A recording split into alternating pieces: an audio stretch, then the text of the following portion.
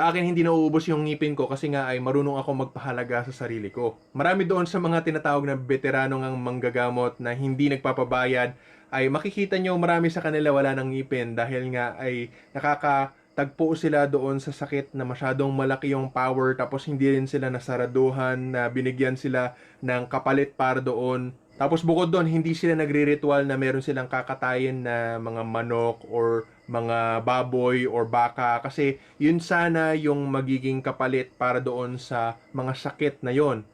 Kapatid, kung nagustuhan mo ang video na ito at gusto mo ng mas detalyado at masinsinan na pag-aaral nga sa lahat ng mga tinuturo ko at maging katulad ko o di kaya ay mag-improve lang sa pangkalahatan sa self-improvement papuntang langit, sana makasali ka sa Sikihor Healer School. Ito ang exclusive membership site ko na may bayad ayon sa level ng membership na gusto mong i-avail. Sana magkita-kita tayo sa loob ng Sikihor Healer School. Salamat po at God bless.